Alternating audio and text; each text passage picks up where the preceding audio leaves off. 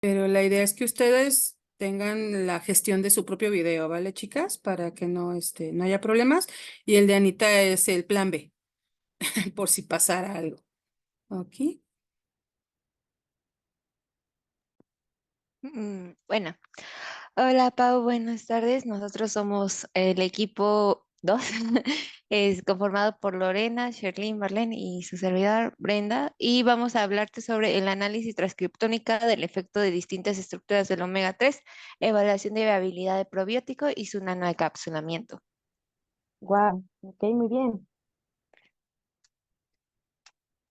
Bueno, primero, Dayen, la empresa con la que estamos trabajando, que es Dayen Genética Avanzada, se enfoca en estudiar la influencia de nutrientes en la salud mediante la epigenética y la nutrigenética y ofrece distintas recomendaciones dietéticas personalizadas basadas en indicadores moleculares. En este caso, nuestro reto fue profundizar a nivel transcriptómico para mejorar dichas recomendaciones, también hacer la evaluación de Bacillus subtilis nato como probiótico y como paso 3 de esta presentación, igual hablaremos sobre la propuesta de la nanoencapsulación para Bacillus subtilis nato como probiótico. Bueno, vamos a hablar primero sobre el análisis transcriptómico realizado. Bueno, primero que nada se necesita saber un poquito sobre los omegas 3. Estos son ácidos grasos, que son un tipo de grasas poliinsaturadas, y estas se necesitan para fortalecer las neuronas. Igualmente ayudan a proteger el corazón y ayudarlo para por si pasa algún accidente cardiovascular.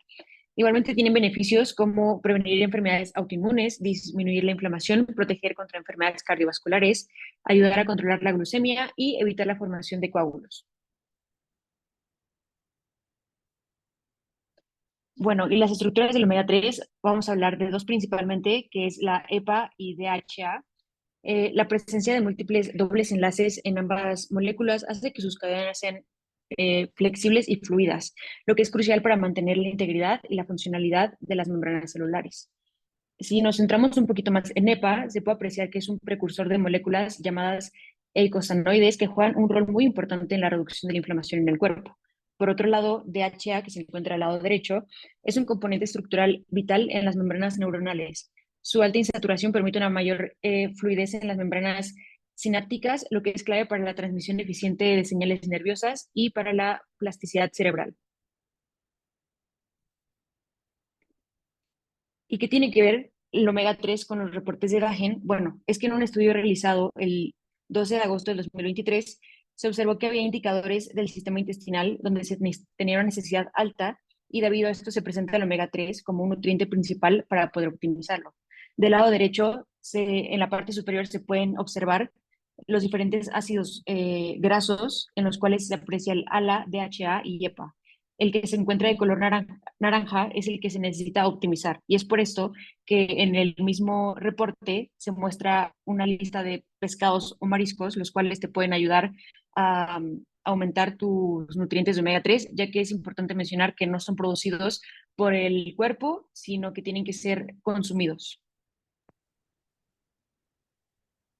Para ello nos vamos tomando en cuenta la importancia del omega 3, vamos a hacer un análisis transcriptómico, pero ¿qué es un análisis transcriptómico? Es el estudio de la expresión genética a nivel de ARN, en la cual cuantifica e identifica los genes presentes, proporcionando una visión detallada de los genes presentes en determinadas condiciones fisiológicas o ambientes. En este caso va a ser del omega 3.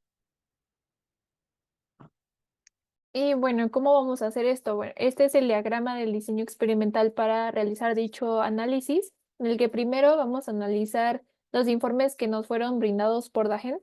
Con base en esto, nosotros identificamos ciertos nutrientes y alimentos, los cuales nos llevaron a hacer búsqueda de microarreglos en la plataforma de GeoDatasets. En este caso, nosotros elegimos el omega 3. Con base ya en la elección de dichos microarreglos o dichos estudios, aplicamos la eh, criterios de agrupamiento, es decir, selección de muestras dentro de la plataforma de GeoTour. con la cual hicimos un análisis estadístico, primero normalizando los datos y a partir de estos análisis y la obtención de distintas gráficas y un análisis estadístico a profundidad, obtuvimos un listado de genes diferencialmente expresados, los cuales nos ayudaron a poder obtener un listado de genes que metimos a las plataformas de Gene Ontology, ShinyGo, String y Reactome para poder dar interpretación fisiológica y qué es lo que estaba pasando con estos genes diferencialmente expresados en general. Y bueno, aquí podemos observar los dos estudios que escogimos para realizar el análisis de datos, ya ambos enfocados en el omega 3 y como podemos ver en el primer estudio se utilizó una plataforma de microarreglos Agilent's Whole Mouse Genome 8x60K oligos, mientras que para el segundo estudio se utilizó la plataforma MicroArrays NuGo Gene Chip.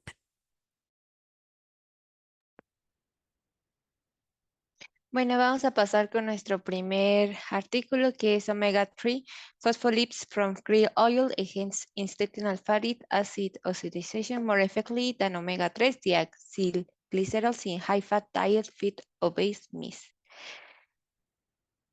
Este estudio se enfocó en evaluar cómo la suplementación con omega 3 en forma de fosfolípidos y triacilglicéridos tenía una expresión génica en los intestinos delgados de los ratones y cómo estos ayudan al metabolismo de ellos.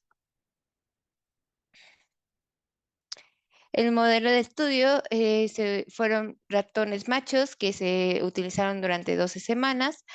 Aquí el nutriente analizado es el omega 3 en forma de fosfolípidos de aceite de krill, que ayuda a darnos una mejor absorción.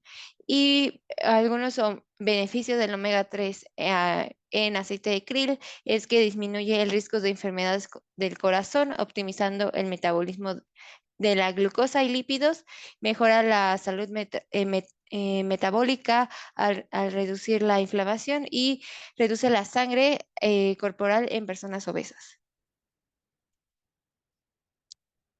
Este es el diagrama del diseño experimental que se usó en el artículo. Primero se seleccionaron los individuos, se les dio una dieta a los ratones a base de maíz y después fueron seleccionados aleatoriamente con distintas dietas.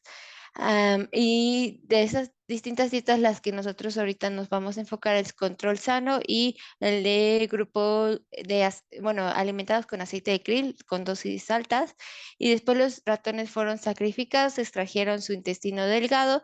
De este intestino se extrajo el ARN, se analizaron con los microarrays y base de datos posteriormente para saber los genes.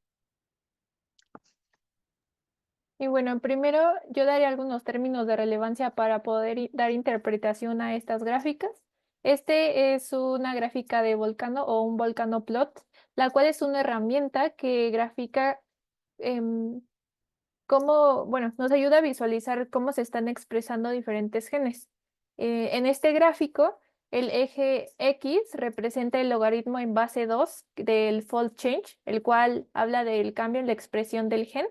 Y esto nos dice cuánto cambia la expresión de un gen en dos condiciones.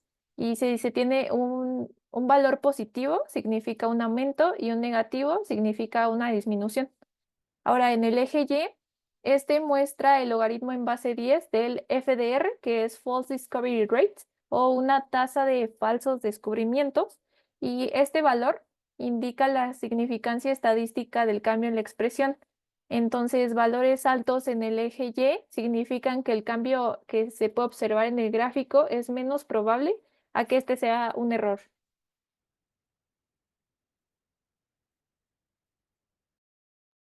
Y bueno, los grupos que vamos a comparar son el grupo 1, que es el grupo control, que fue ratones machos con dieta de estándar baja en grasa, que fue la de maíz, y esta fue la dieta que se utilizó para la adaptación.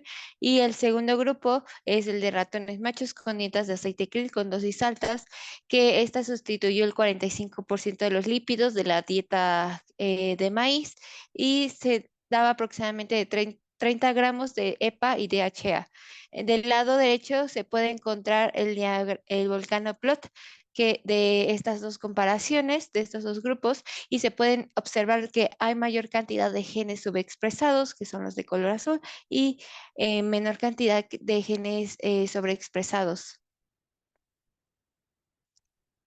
Y aquí son algunos de los genes que seleccionamos diferencialmente expresados, 36 sobreexpresados y 24 subexpresados.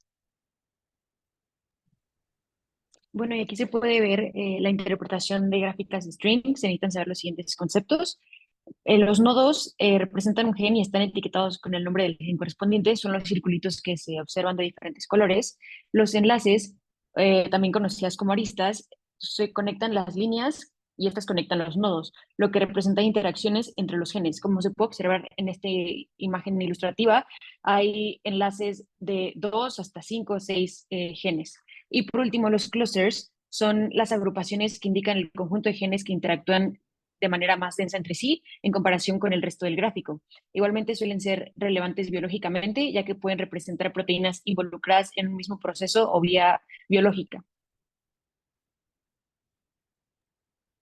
Comenzando con la interpretación de los análisis de datos que realizamos, podemos observar que mediante la plataforma de String obtuvimos el siguiente mapa de conexiones y el clúster 1, el cual está identificado con el color rojo, podemos observar cómo la mayoría de los genes o nodos que están involucrados en este clúster tienen que ver con el metabolismo de ácidos grasos en cadena larga, así como de células sistémicas y homeostasis energética. En el clúster 2, que es indicado por los nodos amarillos, están ampliamente relacionados los péptidos antimicrobianos.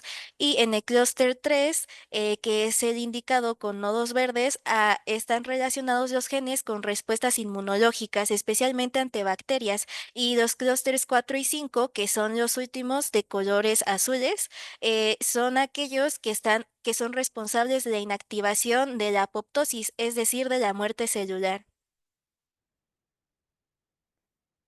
Y ahora vamos a realizar el análisis de datos mediante la plataforma ShinyGo, pero primero vamos a explicar cómo se puede interpretar una gráfica arrojada por este sistema. Y como podemos observar en esta gráfica a la derecha, hay un fold enrichment y este fold enrichment es la proporción en la que cierta característica se expresa en un conjunto de datos. A un mayor fold enrichment quiere decir que hay una sobreexpresión de esta característica, mientras que un enrichment bajo quiere decir que hay una subexpresión. Y al final de cada gráfica hay una pequeña bolita y esta bolita es el número de genes involucrados en esta característica, y podemos ver que en una bolita más grande hay una mayor cantidad de genes involucrados, mientras que una bolita más chiquita es una menor cantidad. Y ahora comenzando con el análisis, primero introducimos los datos, los genes sobreexpresados y realizamos un análisis. Y como podemos observar, las rutas que tienen un mayor enrichment son las involucradas con elongación de ácidos grasos, con la señalización PPAR y la degradación de ácidos grasos. Así como también hay una mayor cantidad de genes involucrados en estas vías. Y justamente decidimos destacar la ruta de elongación de ácidos grasos, ya que en esta ruta podemos ver cómo la proteína acetil-CoAce aciltransferasa se encuentra en la alza, ya que estamos hablando de una sobreexpresión, y esta proteína es sumamente importante para poder crear los intermediarios que facilitan la degradación de los ácidos grasos. Y en la siguiente ruta que destacamos, que es la de señalización de PPAR, se encuentran sobreexpresadas las proteínas responsables para el transporte de ácidos grasos dentro del organismo, especialmente para el hígado.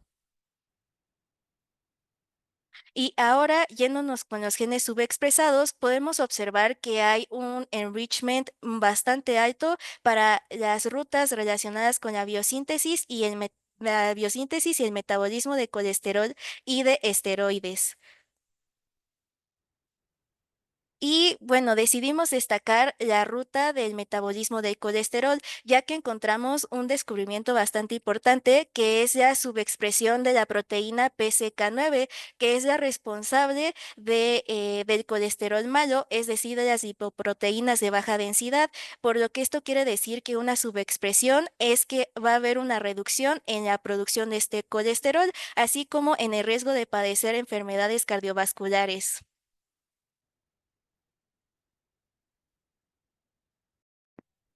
Bueno, ahora vamos a pasar a otro software que utilizamos para el análisis de los genes, el cual es Reactum. Cada bloque, bueno, para interpretar estas gráficas, primero hay que saber que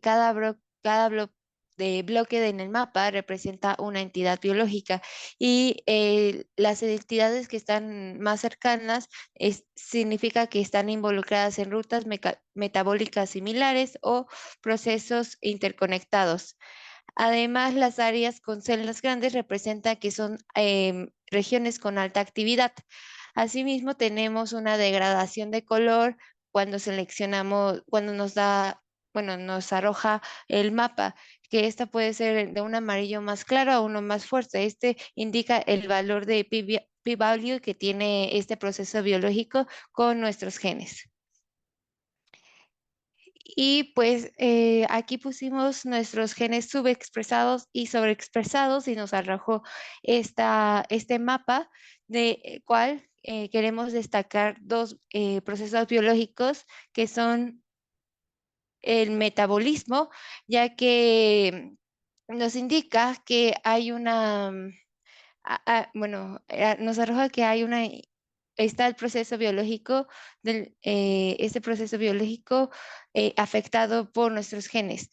Y se puede ver que la disminución de la expresión de genes relacionados con la biosíntesis de lípidos puede llevar a una reducción de niveles de colesterol de baja densidad, que es el malo, y triglicéridos en la sangre, lo cual nos ayuda a prevenir enfermedades cardiovasculares, que son una de las principales causas de mortalidad en el mundo, y además nos ayuda a la regulación de biosíntesis de lípidos, que también está relacionada con el control del peso corporal. Y la reducción de acumulación de lípidos en el tejido adiposo puede ayudar a la prevención de la obesidad y sus complicaciones asociadas como la hipertensión y la dislipidemia. La siguiente, por favor. Y también queremos señalar que también tiene involucramiento en el proceso biológico de receptores nucleares, señales de receptores nucleares, los cuales tienen una regulación de baja de genes como el del metabolismo de la glucosa, que pueden ayudar a mejorar la sensibilidad a la insulina y controlar los niveles de la glucosa en la sangre. Esto es crucial en la diabetes tipo 2, donde la resistencia a la insulina es un problema central.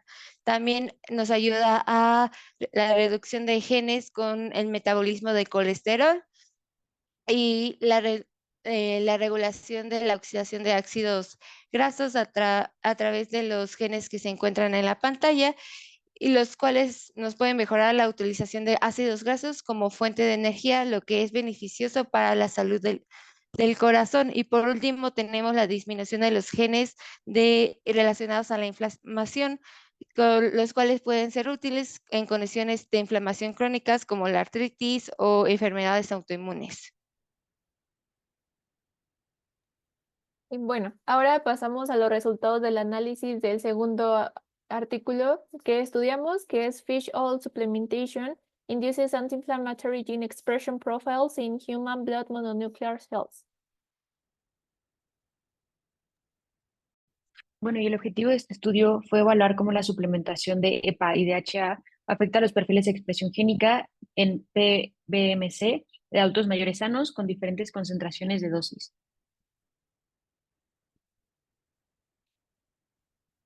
Uno de los puntos claves que observamos en este artículo fue el modelo de estudio. Este se realizó en humanos, específicamente adultos mayores sanos de entre 66 y 80 años de edad que hicieron actividad física regularmente. Igualmente, los nutrientes analizados, como se mencionaron, fueron EPA y DHA. Y los beneficios de estos es que EPA te ayuda a mejorar tu salud ocular, la función inmunológica y te ayuda a reducir el riesgo de cáncer, mientras que el DHA tiene propiedades antiinflamatorias, mejoras en el estado de ánimo y ayuda a la función cerebral. Y este es el diagrama del diseño experimental que se siguió en el estudio que ya anteriormente mencionamos. Primero, se recolectaron un total de 302 participantes sanos, de los cuales 167 eran hombres y 135 mujeres, con edades entre 66 y 80 años. A estos participantes se les extrajo sangre, de la cual se aislaron las células mononucleares de sangre periférica o PBMC. A partir de estas se extrajo el ARN y después los participantes se dividieron en 3 grupos de forma aleatoria. Es también importante mencionar que fue un estudio de doble ciego. Al primer grupo se le intervino con una dosis alta de EPA y DHA de 1.8 gramos al día.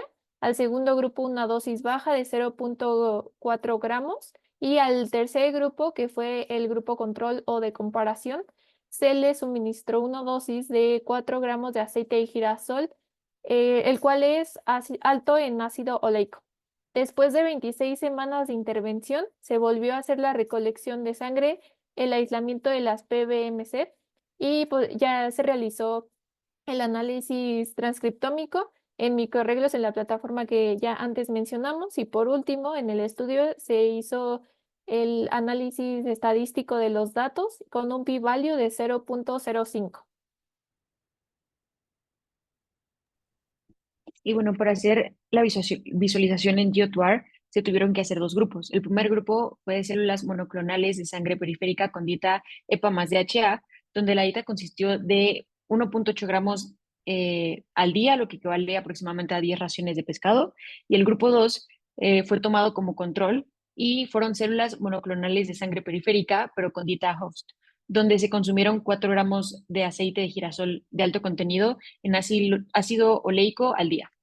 Y en la gráfica podemos dar una interpretación biológica, que es el grupo de los puntos rojos y azules pueden representar genes clave en la diferencia funcional entre las condiciones de 2 grupos. Los puntos rojos podrían indicar posibles candidatos de sobreexpresión que podrían estar involucrados en los efectos beneficiosos del omega 3, mientras que los azules podrían estar relacionados con la reducción de actividad en procesos que no favorecen el contexto de EPA y DHA. Aquí se pueden ver los genes diferencialmente expresados, como se mencionó anteriormente, los sobreexpresados y subexpresados. En cuanto al análisis de strain, se observaron que el clúster 1 y 2 están fuertemente relacionados con funciones inmunitarias. El clúster 3, en específico el gel CD300C y LIL-RB1, están relacionados en inmunidad y el HK3 en metabolismo de glucosa, lo cual afecta la activación de células inmunitarias. Y el clúster 4 y 5 son los genes implicados en la regulación del ARN. Estos destacan el procesamiento y regulación post-transcripcional. Y bueno, ahora sobre los resultados del análisis en la plataforma de ShinyGo.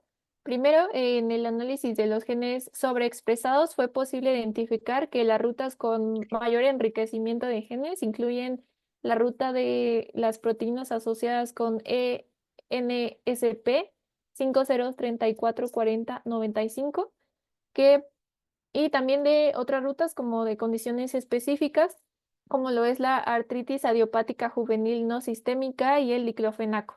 Estas rutas están relacionadas con procesos inflamatorios y respuestas al estrés, lo cual es importante porque para el efecto antiinflamatorio de los ácidos grasos omega 3 y un valor bajo de estas rutas de FDR indica que estos hallazgos son biológicamente significativos, al no tener una tasa alta de falsos positivos.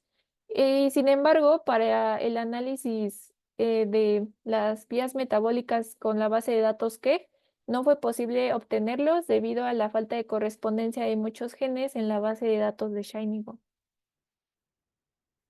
Y por otro lado, ahora en el análisis de los genes subexpresados, fue posible identificar rutas metabólicas muy importantes y porque estas están involucradas en el metabolismo de ácidos grasos, especialmente en las vías de señalización de la fosfolipasa D y en la vía MAPK.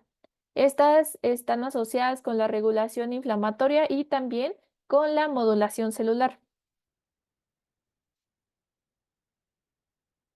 Ahora hablemos específicamente de estas rutas. La primera, la vía de fosfolipasa D o PLD en la parte inferior, perdón. Esta ruta regula el metabolismo de lípidos al producir ácido fosfatídico, el cual es muy importante para la señalización celular. Los genes resaltados en rojo se encuentran los más importantes, el LPATT, el cual convierte el ácido lisofosfatídico en ácido fosfatídico, mientras que otro gen llamado RAS o RAS modula esta señalización, lo cual afecta la proliferación celular y el metabolismo de los lípidos, con implicaciones en enfermedades inflamatorias e incluso cancerosas. Por otro lado, la vía MAPK transmite señales desde la superficie celular al núcleo, lo que tiene influencia en la proliferación y en la apoptosis celular. Los genes resaltados en rojo son RAS y RAS-GRP, que son muy importantes debido a que RAS inicia la señalización y RAS-GRP activa el gen anterior. Y esta vía también regula el metabolismo de los ácidos grasos y también de respuestas inflamatorias. Aquí es importante mencionar que la subexpresión en estas vías puede alterar la señalización celular y el metabolismo de los lípidos, como mencioné anteriormente, lo que contribuye a que se desarrollen patologías inflamatorias como lo es la obesidad y otras enfermedades relacionadas con la inflamación crónica, además de que se puede aumentar el riesgo de tener cáncer debido a la disfunción en la proliferación y apoptosis celular. Bueno, aquí tenemos el análisis por reactome y en este mapa se aprecian los diferentes procesos biológicos. En nuestro caso, el que se ve más afectado es el del sistema inmune y en la siguiente diapositiva se puede apreciar a más detalle. El sistema inmune es el afectado ya que los ácidos grasos, como el EPA y el DHA, influyen directamente en las células inmunitarias, particularmente en los PBMCs, que son estos tipos de células que son del sistema inmunológico, que son cruciales en la respuesta inflamatoria. Y bueno, ¿qué enfermedades están asociadas con el exceso y la deficiencia del omega 3? Bueno, en el exceso se puede propiciar la obesidad, enfermedades renales, el cáncer y problemas digestivos. Y en cuanto a la deficiencia, igualmente hay enfermedades cardiovasculares, ya que, como se mencionó, tiene propiedades antiinflamatorias y su deficiencia aumenta el riesgo de una inflamación crónica, presión arterial alta y arritmias cardíacas. En cuanto a los trastornos neurodegenerativos, el DHA es el que es como crucial en esta parte, ya que está vinculado a un mayor riesgo y puede provocar problemas como el Alzheimer. Los trastornos de estado de ánimo pueden ser la depresión y la ansiedad, y también puede generar enfermedades inmunitarias y autoinmunes.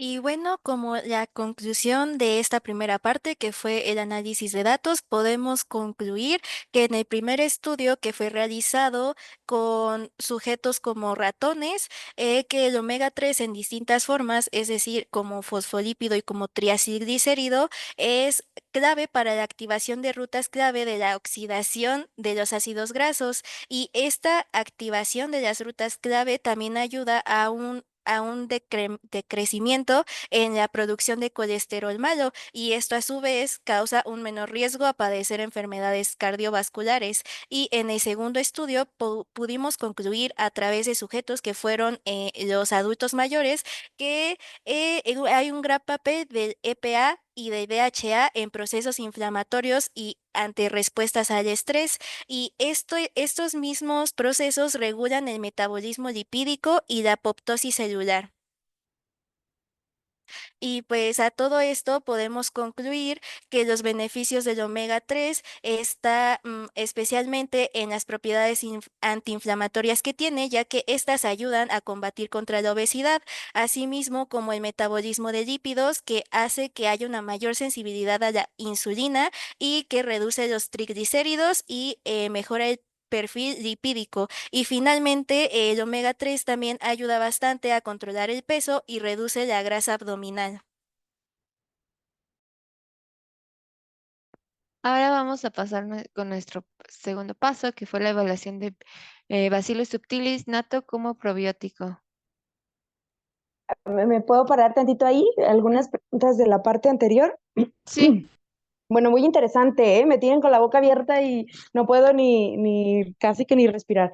Pero a ver, estos dos artículos hicieron el análisis de datos en el Reactoma, todos los análisis, o ustedes tomaron como base este artículo para meter la información que por ahí venía de algunos genes blanco para meterla a las bases de datos o nada más hicieron un análisis a detalle de los resultados de los artículos. no, fue más que nada, tenía, bueno, la base de datos, bueno, el artículo no tenía una Ujú, base de datos, las cuales ujú, nosotros seleccionamos cuáles muestras mm, tenían, bueno, tenían distintas muestras y seleccionamos las muestras y lo pusimos en GO2R.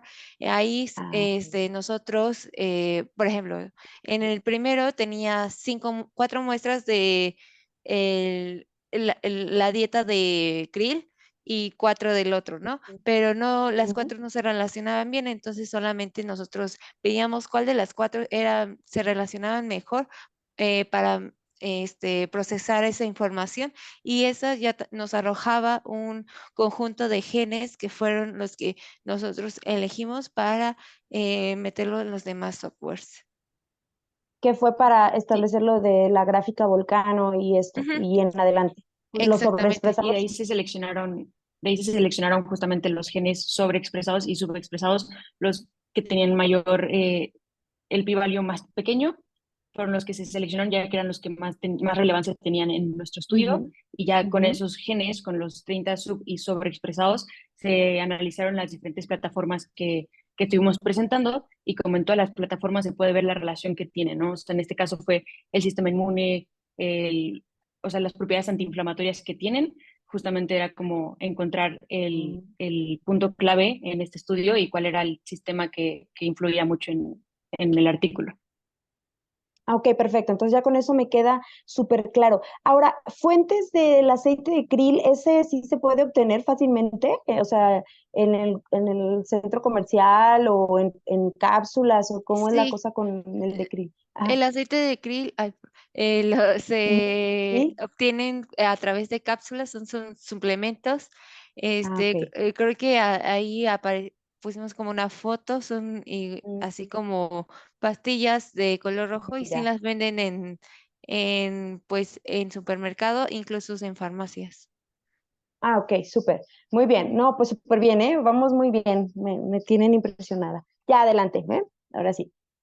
Y antes de continuar por ahí, pues algo que es bien importante, Ujú, el criterio de selección de muestras, pues también tuvo como punto de partida elegir muestras de pacientes o animales que estuvieran sanos, porque ujú, como había tantas muestras, había algunas, por ejemplo, si evaluaban también obesidad, pues había ratones con problemas de obesidad. Entonces, todos esos los claro. descartaron para solamente evaluar el efecto del puro suplemento. Y Sí, ya claro, en digamos, personas. Ujú. estos datos que te están mostrando, pues no son los mismos que se van a ver en los artículos porque fueron muestras exclusivas, bueno, que ellas eligieron Que únicamente fueron para suplemento. seleccionando. Sí, sí, sí, muy bien con los criterios, sí, ya entiendo muy bien. No, me está gustando Sí, mucho. sí, es que cuando las chicas dicen artículos, pareciera que solo leyeron un artículo y te están poniendo la interpretación de lo que había en el Sí, artículo. Tal vez la palabra más correcta hubiera sido de estos estudios, ¿no? Y básicamente lo que tomaron sacamos. son los Ujú, datos originales. O sea, son datos públicos, ujú. transcriptómicos, y ya ellas hacen la agrupación, hacen la selección de datos y de ahí el Ujú. análisis subsecuente. Ujú. Ah, ok, perfecto. Sí, entonces ya me quedó bastante claro y fueron de lo más grande a lo particular que me pareció muy interesante, ¿eh? Me está pareciendo muy interesante. Ah, si quieren, adelante, ¿eh? Ya son... Quizá yo nada más tenía una duda, porque yo sí les había preguntado al respecto de la dosis que se requiere para ver los efectos y cómo esto lo extrapolan a humano. En la tabla, Lore, ¿puedes regresarte tantito? En la tabla, en esta tabla se tiene como cuál es la dosis más recomendada para cada uno de ellos. En la de aceite de krill se usa una gran cantidad de miligramos, mientras que en el aceite de pescado no fue tanto. Entonces, con la que nos iríamos para recomendar sería con la de aceite de pescado de 1.8, porque no podemos determinar que la de aceite de krill, porque fue utilizado en ratones, sea pues la adecuada para humanos. Tendríamos que estudiarlo más, pero sería 1.8 miligramos para aceite de pescado. Ok, chicas. Bueno, continúo. ¿Sería para consumo diario? 1.8 miligramos, consumo diario. Sí, bueno, eso Ah, es ok. con base a lo que hicieron en el estudio, pero bueno, no son miligramos, son gramos, que de hecho Gramos. es lo que viene normalmente en las cápsulas, es la dosis que Ah, viene. ok. Ya. Ah, ok. En Súper. el estudio no venía por kilogramo de ratoncito. Es que generalmente las dosificaciones las dan por kilogramo de individuo y esa sería como una estrategia de extrapolación para humanos, o sea, de ratón a humano. Ah, ok. Generalmente la dan Ajá. por gramito de ratón. Bueno, los ratones no llegan al Ajá. kilo, Sí, sí, imagínate, sí. chico ratonzote, pero generalmente esa dosificación se estipula por gramito de animalito, pues, pero no sé Ah, si, ok. si la tienen así o total, Lore. Y como lo hacen en farmacología, ¿no? Que lo hacen así también, por los pesos de los ratones o de las personas, Sí, o sea. por peso de ratón, Ok. como luego de una cepa a otra no pesan lo mismo, entonces se establece la dosificación por peso del individuo. Ujú. Pero Ajá. no sé cómo estén en el estudio, Lore o Brenda. Sí, sí vienen por peso, por kilogramo de el organismo, nada más que pues sí nos faltó. Podemos mandar ese dato y lo incluimos para la parte del aceite de krill, pero Mm, la de 1.8 es para el aceite de pescado, nada más para aclarar esas diferencias. ok. Y ya nada más por ahí les puse otra pregunta, igual y lo van reflexionando. Pues sí podemos recomendar suplementación de ciertas cosas, pero también a veces hay límites, ¿no? Si excedes en vitaminas, pues puedes tener algunos efectos adversos y pues ya no sería tan bueno. Entonces también quizás por Ujú, ujú. tratar de buscar, o sea, se recomienda una suplementación, pero ¿cuánto tiempo? ¿Cuánto tiempo? Exactamente. Ujú. Ok, sí, lo evaluamos. Muchas gracias. Y bueno, ahora sí, continuamos con la evaluación de Bacillus subtilis nato como probiótico. Primero, ¿dónde identificamos esta problemática a abordar? En los estudios de Dayen también se nos brindan una sección en la que se habla sobre los indicadores del microbioma. En este caso, en este informe, se tuvo una necesidad alta y bueno, también se dan como recomendaciones el consumo de probióticos. ¿Pero qué son estos? Pues según la Organización Mundial de la Salud, estos son microorganismos vivos que cuando se consumen en cantidades adecuadas, como mencionaban, brindan beneficios a la salud de quienes lo consumen. Estos microorganismos estabilizan la flora intestinal o la microbiota y mejoran la salud tanto en humanos como en animales también.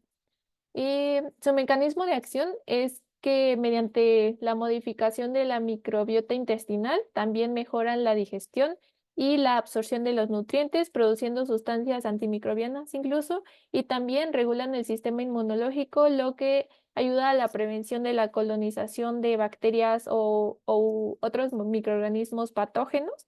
Y también un punto importante es que con el creciente rechazo al uso de antibióticos por parte de algunas instituciones regulatorias como lo es la FDA y la Unión Europea. Los probióticos también actualmente se están consolidando como una alternativa para promover la salud. Y ahora vamos a hablar sobre la propuesta de la cepa probiótica, en este caso que es Bacillus subtilis natto. Este es comúnmente conocido como Bacillus natto y se refiere a células de Bacillus subtilis asociadas con la producción del natto. ¿Qué es esto? Un alimento tradicional japonés que está hecho a partir de la fermentación de granos de soya con estos microorganismos de Bacillus subtilis. El natto ha sido consumido en Japón desde tiempos muy antiguos y también ha sido una fuente importante de proteínas en la dieta de este país. Además de su valor nutricional, también se ha documentado beneficios para la salud que están asociados al consumo durante décadas, lo que también ha contribuido a que este alimento sea muy popular en Japón, incluso hasta la fecha. El proceso de fermentación con Bacillus subtilis natto no solo mantiene los nutrientes de la soya, sino que también genera compuestos bioactivos que promueven la salud, como enzimas digestivas y algunos otros probióticos, lo que puede ayudar, como mencioné anteriormente, a mejorar la digestión y también a fortalecer el sistema inmune. Bueno, y hablando un poquito más sobre Bacillus subtilis barnato, esta es una bacteria gram positiva y tiene la capacidad de formar esporas. Esto es muy útil ya que sobrevive en condiciones extremas y por lo mismo es muy útil como probiótico.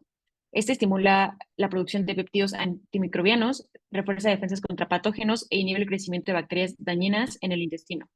Igualmente proviene salud digestiva y equilibra la microbiota y reduce problemas digestivos como la diarrea y el síndrome de intestino irritable.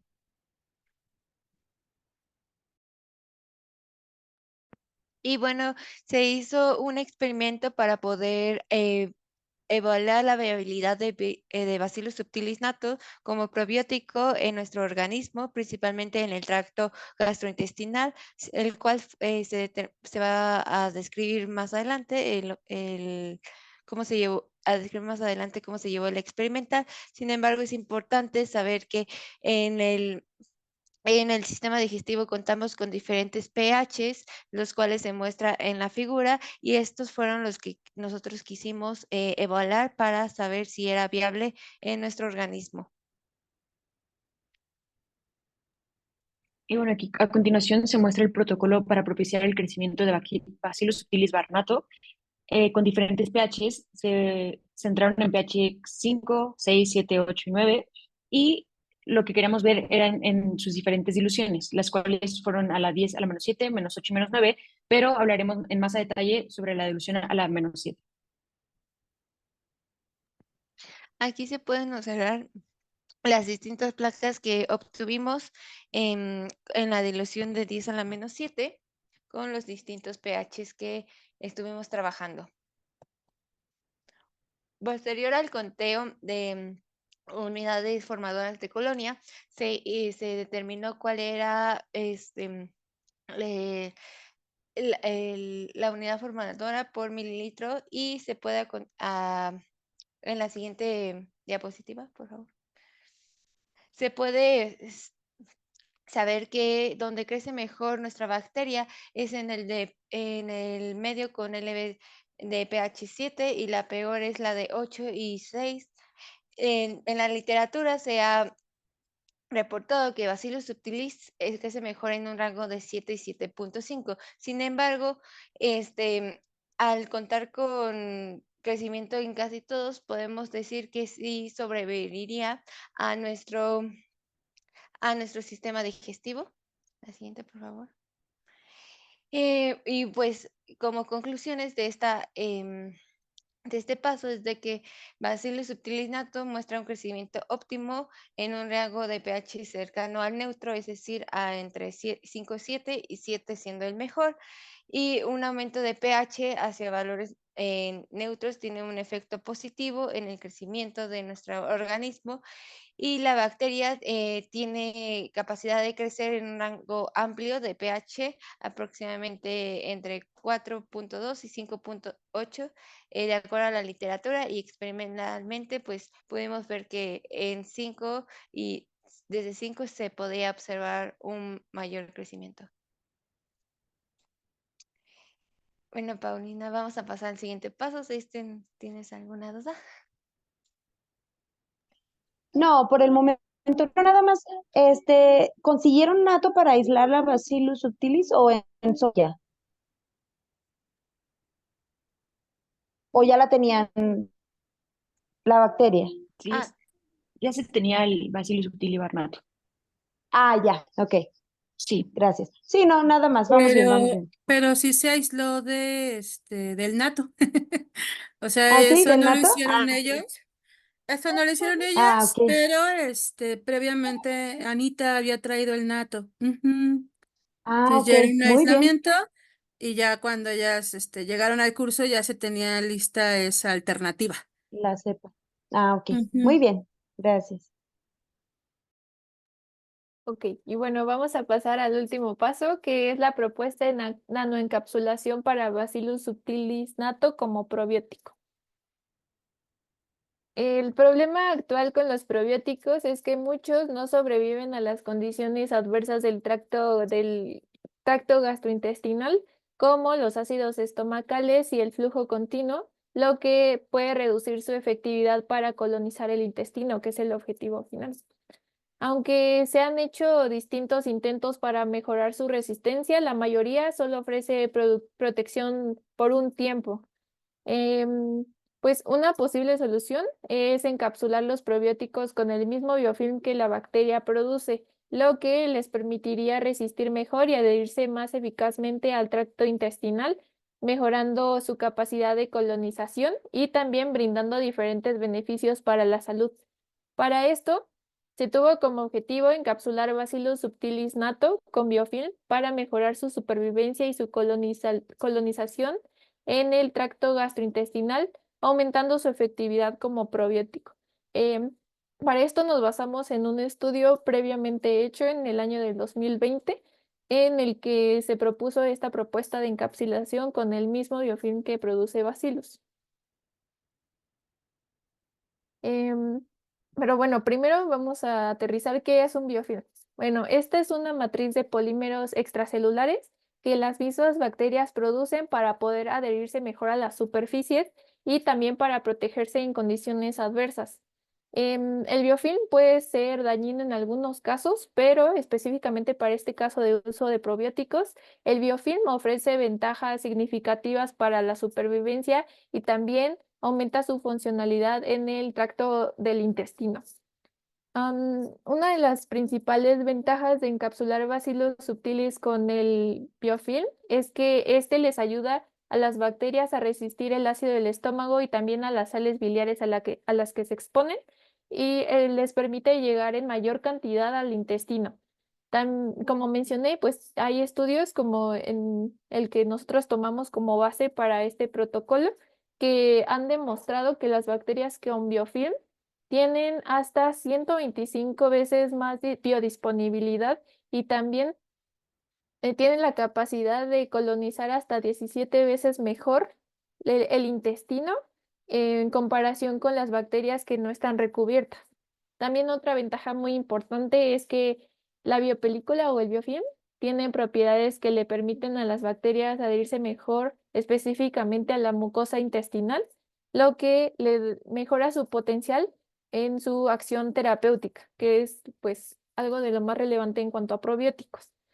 También el biofilm no solo las protege, sino también mejora su capacidad de competir con otras bacterias patógenas, como lo es Staphylococcus aureus, y esto refuerza su papel en la prevención y tratamiento de algunas infecciones del intestino. Este es el protocolo de nanoencapsulación que seguimos y que tomamos como base para poder realizarlo. Y este es el protocolo que igual siguió el estudio del que nos basamos para postularlo. Y por último, estos son los resultados preliminares que obtuvimos experimentalmente. Nosotros nos quedamos hasta la producción del biofilm. No, o sea, a futuro seguiría la producción en mayor cantidad para poder determinar el protocolo propuesto y poder evaluarlo en diferentes condiciones, hacer conteo de colonias, hacer peso seco, entre otras pruebas. Pero estas son tinciones de Gram que nosotras hicimos experimentalmente. Esta imagen es el resultado que obtuvimos nosotras de visualización en el telescopio y es la comparación con otro resultado que encontramos en literatura, que como podemos ver la morfología en sí es muy similar, aunque en nuestro resultado se presenta un poco más de aglomeramiento. También este es un resultado que nosotras tuvimos una vez que ya nuestro Bacillus había formado el biofilm.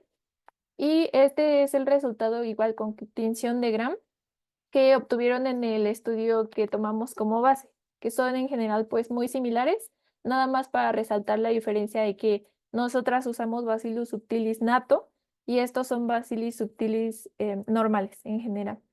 Y pues como conclusiones creo que lo mencioné antes, pero estamos a perspectivas a futuro, el poder continuar con el encapsulamiento y poder evaluarlo en condiciones para ver si es funcional dentro del del intestino y poder tener la presentación de Bacillus subtilis encapsulado con biofilm como probiótico.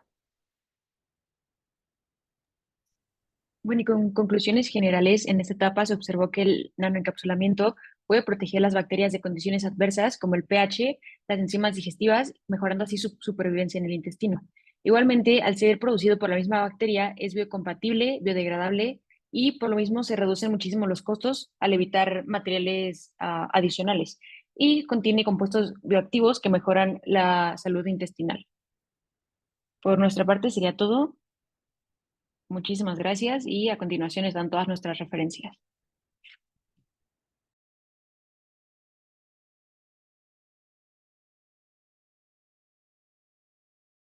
muchas gracias, chicas. Nada más, ¿podrían profundizar un poco en el protocolo como tal? O sea, es la formación de biofilm y luego cómo analizan la integridad de este, o sea, el protocolo ese.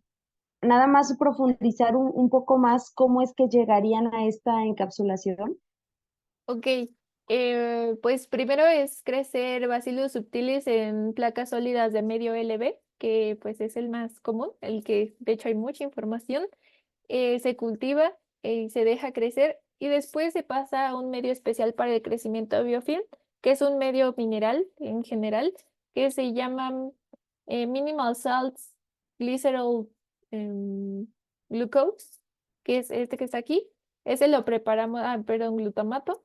Ese lo preparamos en laboratorio, aunque pues tuvimos algunas dificultades, no se produjo en grandes cantidades, pero pues también sustituimos algunos componentes porque pues no los teníamos al 100% en el laboratorio, pero después de crecerlo en ese medio, se resuspenden bueno, se hace una centrifugación, se resuspenden los pellets en solución salina de fosfato, que es un tampón.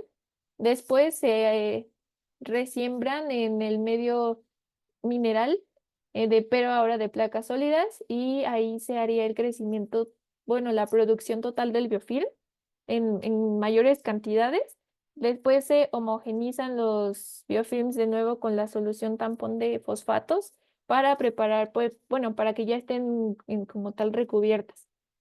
Aquí no lo agregamos, pero después también propusimos algunas pruebas, que es evaluarlo en condiciones de como en simular un simulador del estómago para ver qué tan funcional es el recubrimiento, evaluando la viabilidad después de la exposición de las bacterias en estas condiciones. También se propone, bueno, creo que sí lo mencioné, pero es el peso seco del biofilm para determinar con exactitud qué tanto se produjo y también el conteo de colonias y, bueno, la observación en microscopio. Y bueno, eso como tal lo tomamos como base en el artículo en el que sí obtuvieron resultados, pero el experimento igual duró más tiempo y pues sí, estaban 100% enfocados a la producción del biofilm, básicamente. Igual es importante mencionar que a la hora de hacer los experimentos, justamente como lo mencionó mi compañera, esto se hizo con un medio específico para crecer más biofilm, pero nos dimos cuenta a la hora de realizar los experimentos que el biofilm empieza a crecer por sí solo después de 17 horas de incubación a 37 grados a 150 RPM. Entonces, nosotras lo que cuando queríamos justamente enfocarnos en la parte de analizar el Bacillus subtilis sin biofilm, lo teníamos que dejar 16 horas, a lo mucho, para que justamente no empezara a crear por sí mismo el biofilm. Y igualmente hicimos tensiones del biofilm generado por el medio MSG y por el biofilm que generaba por sí solo el Bacillus subtilis Barnett. Sí, y bueno, que me corrigieron, creo que en algún momento dije telescopio, pero era microscopio, una disculpa. Y pues también es importante resaltar que el medio mineral que mencionamos no tiene fuente de carbono, lo que sería pues lo que estresa a las bacterias y las induce a que produzcan el biofilm, es su como medio de estrés, y que también no tenían agitación, o sea, las dejamos en incubación estática por más de 48 horas y pues no, o sea, no observamos grandes cantidades de la producción del biofilm, pero pues sería mejorar, yo creo que sería mejorar la preparación del medio para poder ya obtener resultados visibles. Con mejorarla, ¿qué se dieron cuenta? ¿Hay que mejorar la concentración o hacer diluciones o cuál sería como el paso a seguir con lo del medio? Pues entre mejorar las concentraciones, igual siento que podría ser aumentar el volumen, porque nosotros lo hicimos de 5 mililitros con el medio y ya con el Bacillus subtilis Barnatto, entonces también se puede, o sea, suponemos, y en estudios se dice que tener tan poca concentración del Bacillus subtilis Barnatto no propicia tanto el crecimiento del biofilm, entonces chance ponerlo en un matraz más grande y tener una cantidad mayor del Bacillus subtilis Mm. Barnatto podría propiciar mayor cantidad de biofilm. Siento que está correlacionado y podría ser como una variable que podría influir bastante en la generación del biofilm. Y Ah, también, ok. Ujú. usar como los reactivos, porque correspondiente a este medio, porque utilizamos unos que eran como sustitución o lo más cercano debido a que no lo Mm. encontrábamos en el laboratorio. Entonces, ahí también pudo haber influenciado en el crecimiento del biofilm. Ok, entonces detenerse más bien yo creo que como en la fórmula ideal, ¿no? Para el medio. Y entiendo que entonces usan como control negativo el medio solo, ¿no? Y a ver si este por sí solo forma algún tipo de biofilm o algo así, ¿entendí? Comparado con aquellos que están inoculados, ¿no? Pues, o sea, sí, nada más que en Ajá. este caso no fue medio sólido, fue como tal el medio LB. No, Ujú. no fue Sí. control negativo, solo fue un punto de comparación, porque algo también muy curioso fue que, bueno, y que también nos dio como paso a hablar sobre la composición del medio mineral, es que siempre Ujú. observamos formación de biofilm en LB.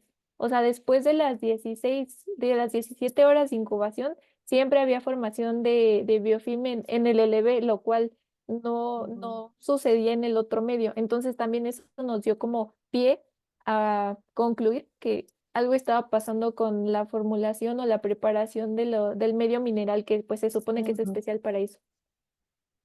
Ah, ok, perfecto. Entonces más bien sería ahí, ¿no? Quedarse un poquito en lo que es el diseño del medio primero y ya después ver cuál es el que es mejor, ¿verdad? Ok, sale. Creo que por el momento, hasta el momento son mis dudas. Muchísimas gracias, Pau. Igual, chicas, estuvo excelente. Muchas gracias por su presentación. Y yo no tengo preguntas. No sé si tú tengas alguna pregunta, bro. No, de hecho no, Anita, pero sí igual comparto la opinión de que la presentación estuvo bastante bien. Ujú. Sí, me gustó Gracias. mucho. Quiero Gracias. felicitarles. y darles las gracias porque se ve que pues metieron mucho corazón principalmente, obviamente conocimiento, se ve que lo manejan bastante bien, pero se ve que le meten corazón y le meten interés y entonces, bueno, a mí me tenían boquiabierta, ¿eh? Muchas felicidades. Perfecto. Y Gracias. entonces, ahora pasaríamos con el otro equipo. Adal, Sophie, Liz, ¿ya están listos?